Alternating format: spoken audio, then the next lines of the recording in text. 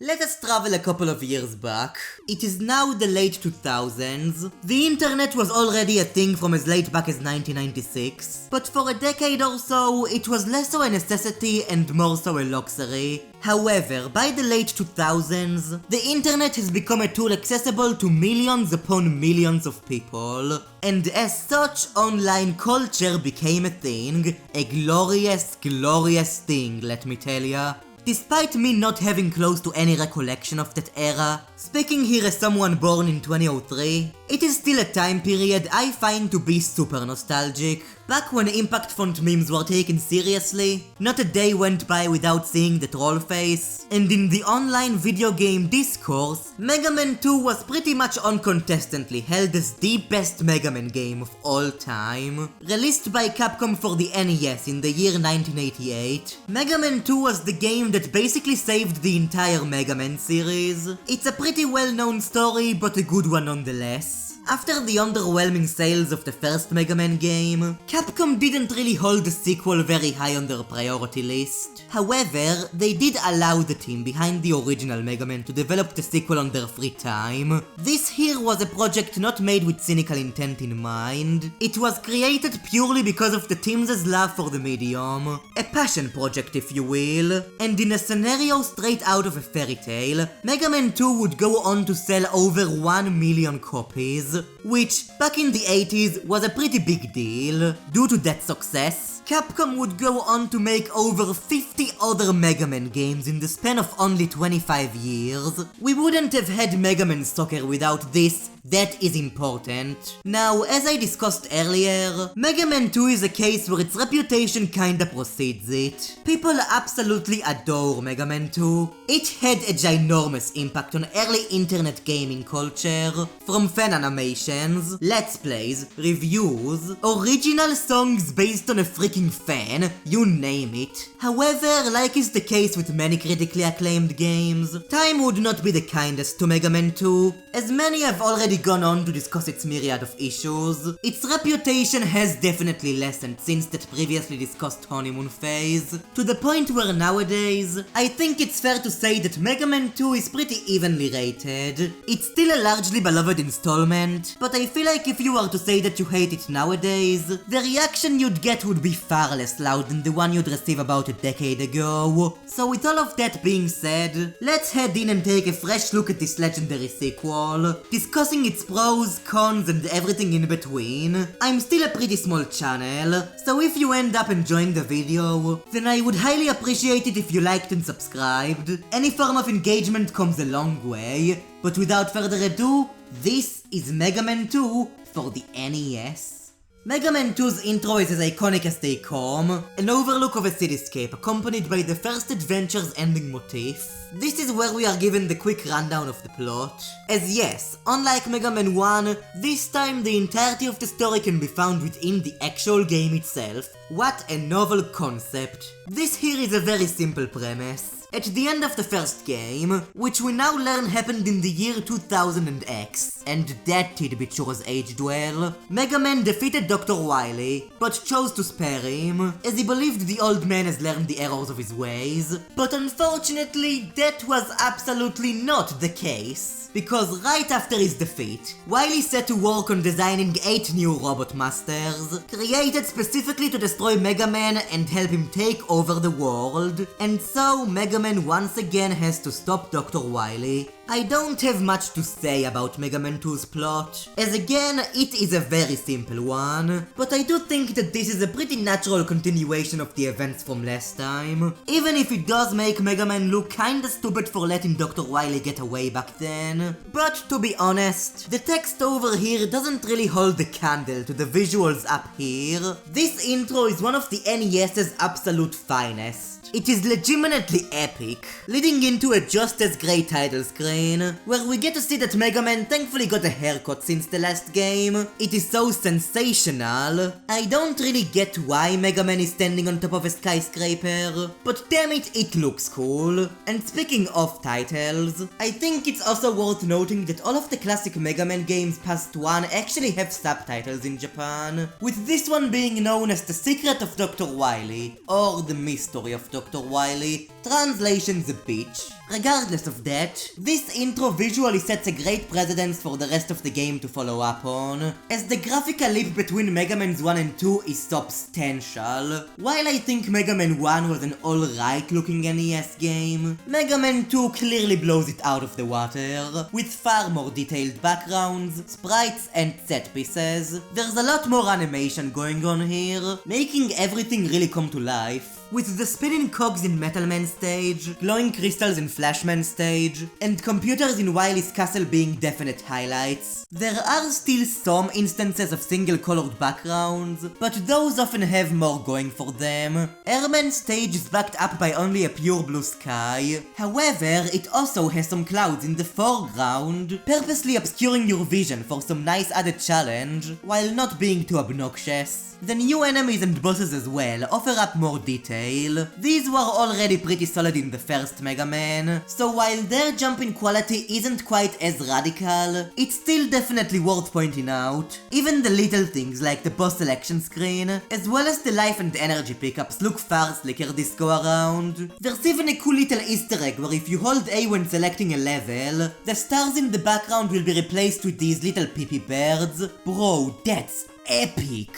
I'm not sure if I'd say that Mega Man 2 is particularly one of the best looking NES games, but it's certainly pretty high up there.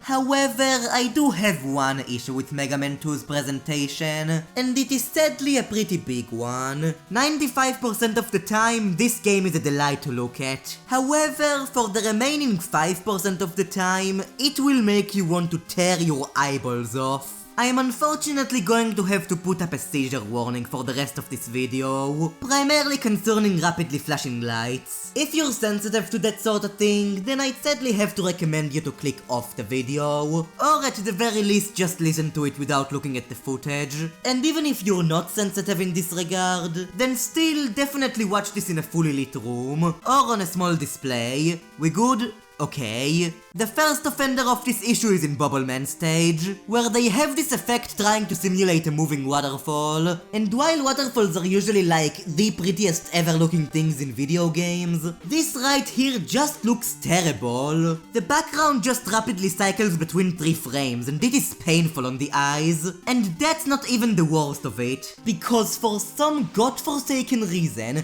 they decided to make it so that in the Wily stages, every time you hit a boss, the screen flashes white, and when you defeat them, it just completely goes off. And what doesn't help here is that you fight all of these guys in completely dark rooms, accentuating every flash even further. This here is absolutely awful. I have no idea what they were thinking here. Mega Man 1 had a bit of flashing lights, but nothing that would land you in the fucking hospital. There is thankfully a fan hack that fixes this, but the pain in my eyes has already been inflicted. Screw you, Mega Man 2. But with that, I believe I've gone over most everything I have to say about Mega Man 2's looks. However, as we all know, at the end of the day, it's the personality that really counts. So let's take a look at Mega Man 2's gameplay before I inevitably file for a divorce. The structure here is basically identical to Mega Man 1, with a few added stages thrown in there for good measure. As was said in the intro, we now have 8 new Robot Masters, as opposed to the first game's 6, and the endgame is a lot longer as well. Mega Man controls here about as well as he did the first go around, though I do find the slippery movement to be less of an issue here, as Mega Man 2's level design has far fewer instances of do or die precise platforming, instead placing slightly more emphasis on the combat,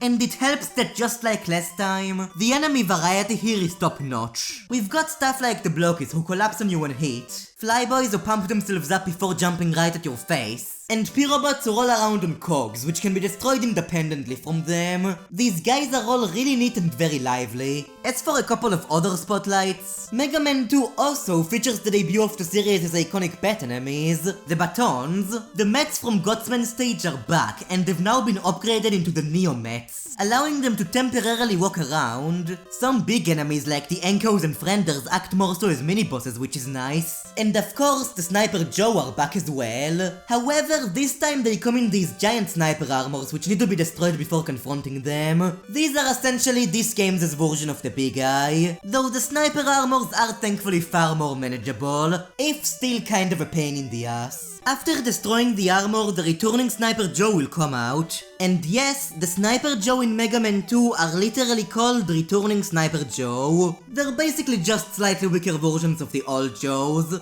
There is a really easy joke I can make here, but I'm not gonna do that. While still very similar at its core, Mega Man 2 does improve on a bunch of little things, which all come together to make it a more solid experience. For starters, we now have a password feature. At any point after finishing a stage or getting a game over, you can ask to be given a password, allowing you to quit playing and continue where you left off with all progress retained, which is much appreciated for sure. The passwords are all short and easy to write down, so it isn't too much of a hassle. The only thing that sucks about it is that you still have to go through all of the Wily stages in one go, no saves in between. A change that has a far greater impact on the gameplay experience, however, is the complete removal of the score system, meaning enemies will no longer drop stupid score balls, just the way I like it. The Mega Man series was actually pretty ahead of the class removing this feature so early on, considering that many similar franchises just refused to let go of the score system for the longest time. Mega Man 2 also introduces quite a few new elements into the classic Mega Man formula that would go on to become series staples, and of these, the most iconic would have to be the energy tanks. Hidden throughout the many stages, these pickups will allow you to fully restore your health at will. E-tanks carry over between stages, meaning they add a lot of strategy into the combat. When you're close to dying, do you play it safe and use your E-tank up?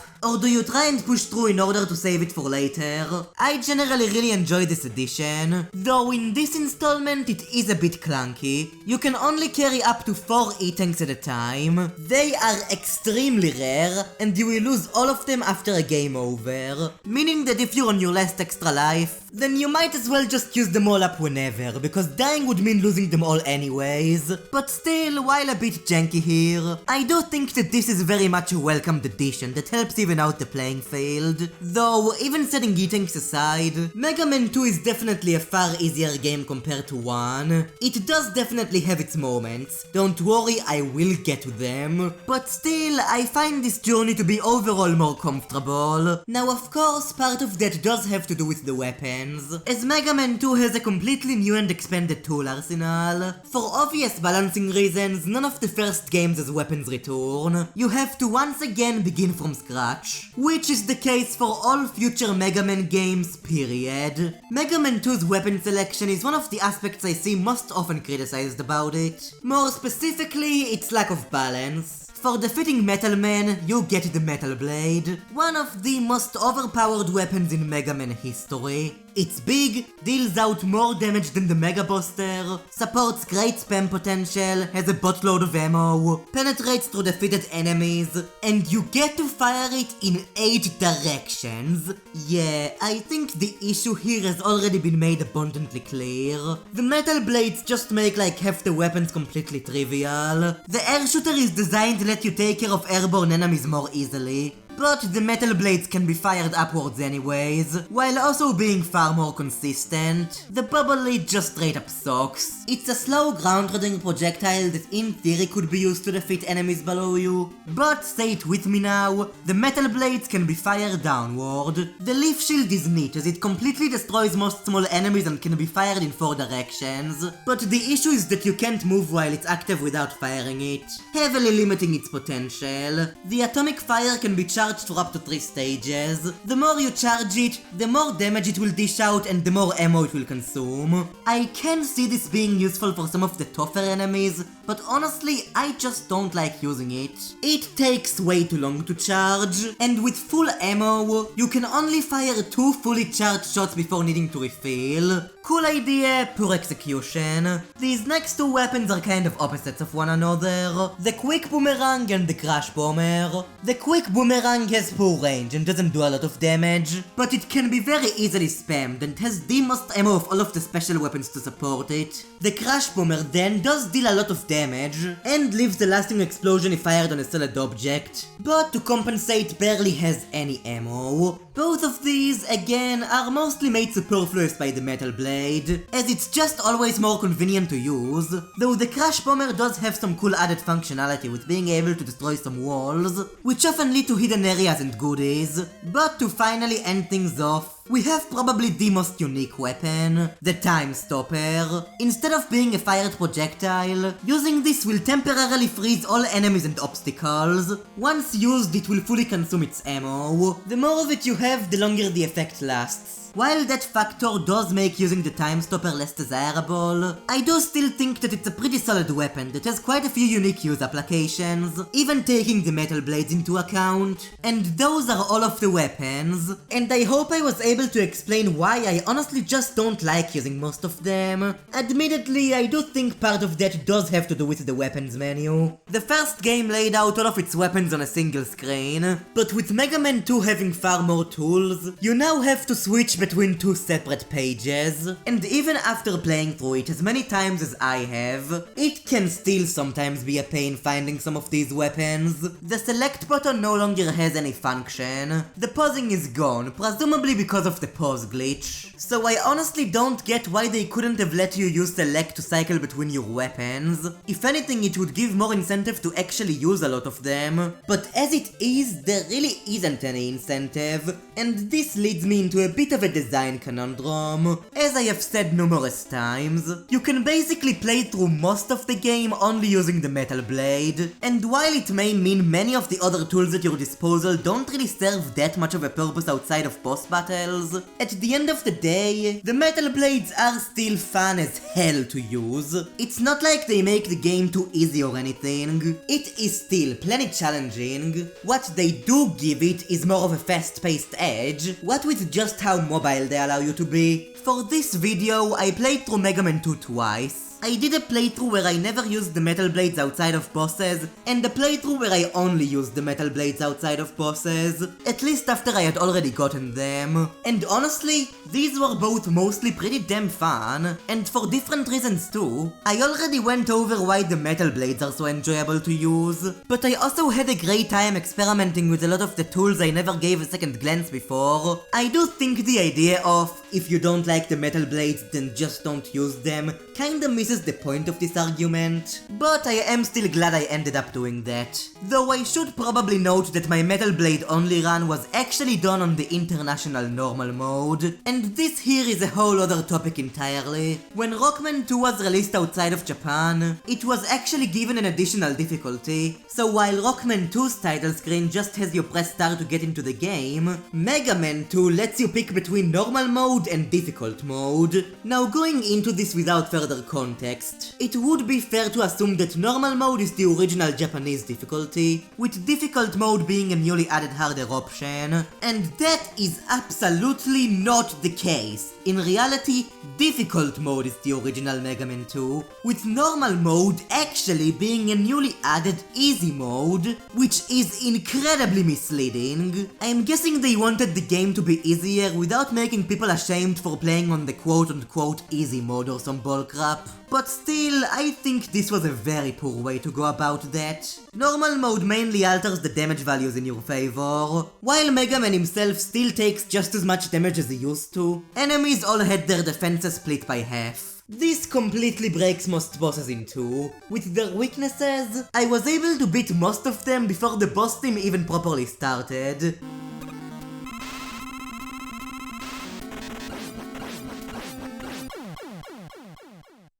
They are that pathetic here. The only other thing that's different in normal mode is that the item drop rates are marginally higher. Enemies will be giving you giant health and ammo refills every other second, basically guaranteeing that you'll never be in danger of running out. Man, this mode is weird. While it does definitely make the game easier, I feel like most of Mega Man 2's most difficult sections are just as hard in normal mode as they are in difficult mode. Instead of making the game's hard parts easier, it makes the parts that were already not too difficult easier. I still think that normal mode is a perfectly fine way to play Mega Man 2. Heck, if you've never played it before, it might even be the better way to start it out. But if you care about purity, then difficult mode should definitely be the way to go for you. Coming back to the toolset, as a replacement for the magnet beam, we now have 3 of Dr. Light's transportation items, all creatively named items 1, 2 and 3. Item 1 allows you to create up to 3 levitating platforms, item 2 is a fast moving jetboard you can use to easily travel horizontally, and item 3 is a small bouncing platform that lets you climb on walls. While all 3 of these are admittedly not as useful as the magnet beam, I do think that this selection is far more well balanced. Just like the magnet beam, you are required to use all of these in the end game, but thankfully, unlike the magnet beam, these are completely non-missable. You are given select tools after finishing select stages. You get item 1 after beating Hitman, item 2 after beating Airman, and item 3 after beating Flashman. Kinda random, but this scenario is definitely far better than the one we saw last time. Of course, all of these items are here to help you out with the various levels, so let's talk about that. Most of the Robot Master levels here are pretty simplistic in nature. Stages like Metal Man, Airman, and Woodman are all mostly just standard Mega Man affair. Don't have much to say about them. Bubble Man stage is also mostly pretty simple, but it is notable for introducing underwater sections into the series. This basically just gives Mega Man a moon jump. There's no air meter or anything like that. It's mostly just a fun little way to vary the gameplay up. It is neat. Flashman stage is also neat as it has a bunch of different routes you can go through, with many of the ones that need the Crash Bomber and the various gadgets being safer with more extra items. Crashman's is definitely one of my personal favorites. Like Elecman's from last time, it's mostly centered around vertical traversal, and has a really cool set piece with you starting out at ground level, before ending up in space. It isn't really the best starting choice as the Mega Poster isn't particularly well equipped for it, but I do definitely really enjoy the vibe of this place. Hitman stage is mostly just another standard one. However, it is infamous for one reason and one reason only: the return of the disappearing blocks. This is the only level in the game that has them, and while most of the time they're pretty forgiving here, there is this one section near the end of the level where you have to memorize a bunch of them and execute a perfect series of jumps in a scenario where one wrong move will lead to your death. It is just as terrible as everyone says it is. I have no idea how something like this made it into the final product. You can thankfully skip all of that bullcrap if you have item 2, but that is a pretty big if. And it doesn't excuse the bad level design here. Our last Robot Master stage is probably the most notorious of them all, Quickman stage. The main gimmick here is that you're constantly being hunted by these force beams, which will kill Mega Man with just a single touch. This is infamously one of the hardest levels in the game, as it heavily relies on trial and error. In all honesty, it's not all that well designed, relying less so on skill and more so on memorization. Now you can use the time stopper in order to avoid these beams, but that weapon also happens to be Quickman's weakness, so you'd probably be better off saving your ammo for him. Much like Mega Man 1, I've played Mega Man 2 so many times now to the point where I can basically speedrun this whole stage in a matter of seconds, but it is definitely not beginner friendly and is doubtless where many people just quit altogether. And as I implied earlier, this is something that is equally as hard in both difficulties, so you're gonna have to master this either way you spin. I do think that the bosses themselves fare up a bit better than the ones in Mega Man 1. Some are definitely easier than others, but I found them all to be pretty doable with only the Mega Boss there, and even without E-Tanks. I know Airman is supposed to be this sort of unbeatable god that you need 4 E-Tanks to even stand a chance against, but I honestly never had that much of a hard time against him. Don't get me wrong though, the battle itself is terrible. It's a cool idea, having a boss that's more so focused on avoiding obstacles, but the issue here is that some of his attacks are literally unavoidable through normal means, which is a major no-no in my opinion. However, none of his attacks really do that much damage and his defense is very low, so much so as to the point where you could basically just brute force it. Really don't get what the hype's all about. On the complete opposite end of the spectrum, Metal Man is apparently supposed to be one of the easiest bosses in the series, but I honestly always had a tough time going against him. I do actually really enjoy this fight due to its high octane focus on long-ranged combat. I think the main reason people say he's super weak is because for some unknown reason, he is extremely vulnerable to his own weapon, the Metal Blade, which can kill him in 2 hits flat. It can one-shot him in normal mode. A lot of the other bosses kinda blend together in my opinion, with them just jumping around and shooting at you. They all do have traits that set them apart, but I don't think going over all of them is that necessary. So I'll just say that overall, I think this is a solid lineup of starting bosses. So having gone over that, I believe it's time to finally get into the adventure's final act, Dr. Wily's Castle, which now supports this nifty little map displaying your current progress. And this here is where I've got to talk about the aspect of Mega Man 2 that I think has endured the most with people throughout the years, and I'm pretty sure you all already know what I'm about to say here, the music.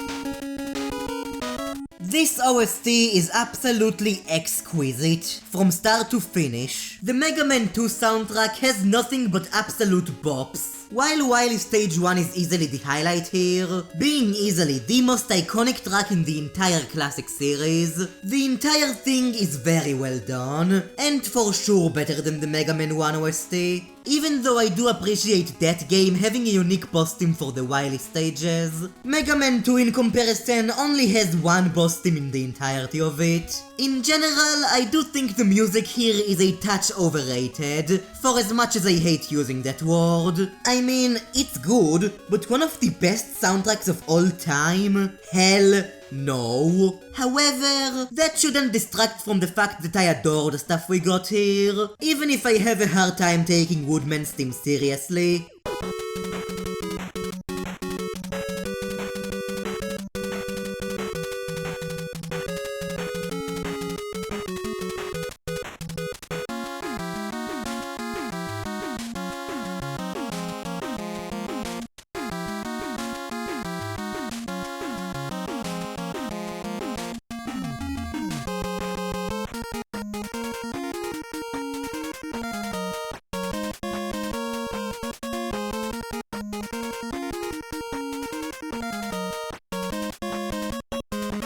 The level design in these Wily stages I think is mostly just decent. There are some fun parts, like this section where you have to avoid spikes while falling underwater, but there are also some annoying areas, with quite a few of them just requiring a lot of waiting. And I'm saying that the level design here isn't the greatest because I honestly believe that Wily's Castle is by far the worst part of Mega Man 2. I think most of the Robot Master stages are really good, but there are a lot of things in Wily's Castle that just don't gel with me. First of all, you need to use the environmental gadgets a lot, but due to their limited ammo, there is a good chance you'll have to stop and grind for energy at a few points. But that's not really much of a big deal, at least when compared to the bosses found in this area. I already went over how the flashing lights harm a lot of these battles, but even without that, in my opinion, most of these are not very well designed at all. The first level finishes with the Mecha Dragon, who is definitely a pretty cool opponent. However, the battle itself just ends up devolving into a sprite flickering spam fest. Next up is the Pico Pico Kun, and yes, I also really hate hate that name. It's pretty reminiscent of the CWU/01P, and is overall a decent boss. My only real issue is that it can sometimes hurt you just because you stood on the wrong floor tile. How dare you?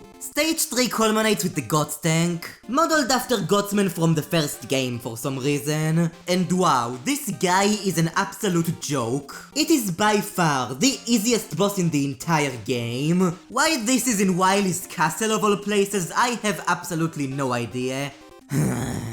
But now, we move on to the Boobim Trap. This battle is so terrible in so many ways. Like Airman before it, I do like the idea here. A battle that revolves around clever use of the transportation items. That's neat. However, I think the first issue here is already pretty apparent. If your gadgets run out of ammo, then you just lost. There is literally nothing you can do here to refill them. And to add insult to injury, this is the first boss in the Mega Man series that straight up can't even be damaged by the regular booster. You have to use the Crash Bomber. And again, this here is something that should absolutely never be the case with Mega Man bosses. Because if you're out of Crash Bomber ammo, then you're also out of luck. Even going into the boss with full ammo intact, you need to make every shot count, as you have exactly enough of it to just barely defeat the Boobim Trap. There are even breakable walls that will guarantee loss if destroyed, because all breaking them does is waste ammo. Though it should be noted that you can actually save a single Crash Bomb, if you shoot one of them at exactly this precise spot between the Boobim and the wall.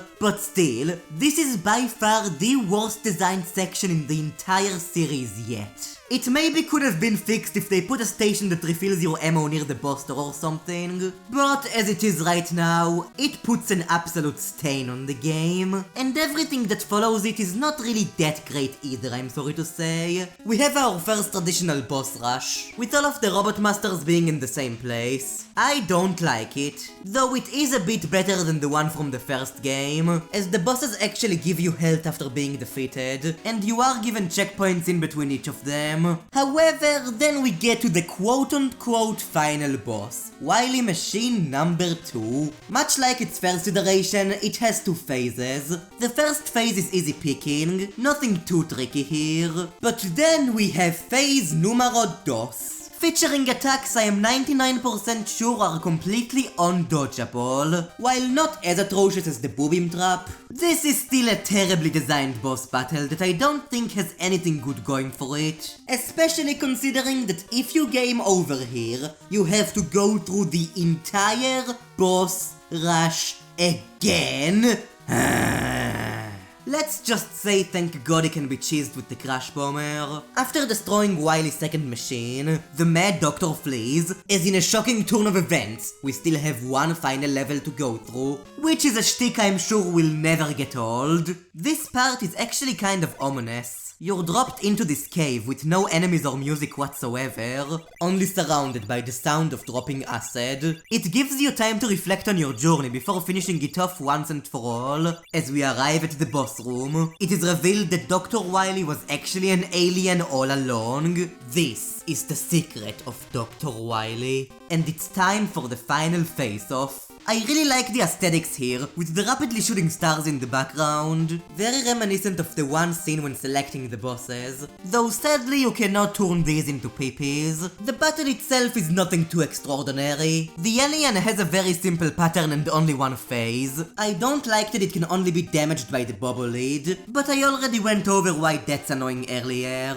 As it is, this is another cool, if slightly anticlimactic final bout. I always really liked this ending bit here, where it's revealed the whole battle was just against a hologram, with the entire thing being faked by Dr. Wily. That's pretty funny. What isn't really funny, however, is the fact that Mega Man lets Dr. Wily go away scot-free once again. I get showing forgiveness the first time, as people can definitely redeem themselves after doing some pretty messed up things, but the second time, yeah, that was kind of just a poor call on Mega Man's part if you ask me. Regardless, this is where the journey ends, as Mega Man once again takes a stroll back to Light's lab, though this one is a lot more sorrowful, supporting some really neat visual effects for the NES. This ending does have a lot of interesting interpretations, with Mega Man's somber walk representing the never-ending battle he can never escape, and him taking off his helmet being a sign that for now, he is once again free. But even with that in mind, my issue is that I don't really care about any of these characters as it is, so overall I'm not left very impacted by this scene, even if it does have some pretty cool aesthetics.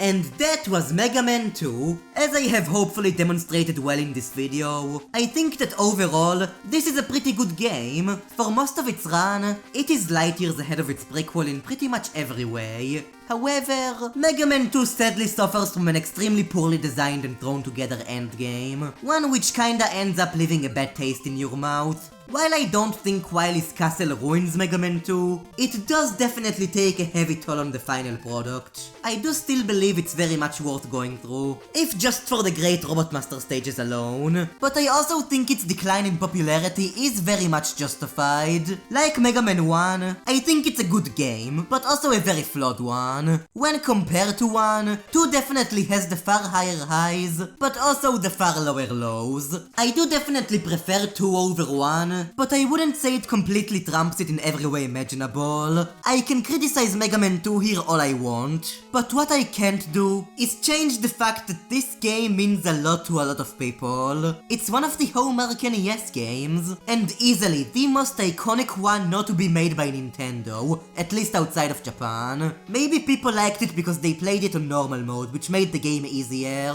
Maybe they are blinded by nostalgia and cannot see the obvious flaws it has. Whatever it is, it absolutely does not matter in the slightest. Mega Man 2 inspired so many people, and I don't think trying to convince them that the game was never good is really that healthy of a practice. I'm not trying to prove some kind of point with my videos. All I'm doing is giving my perspective on game series I genuinely love. And without Mega Man 2, Mega Man would not be a series. And for that, it has my complete and utmost respect. So go play Mega Man 2. A few shortcomings aside, it is still a pretty darn sweet time. Our next trek into the world of Mega Man will be with the game's sequel, Mega Man 3, which is a title I also have quite a bit to say about. And I will hopefully see you all then. So until next time, have a good one.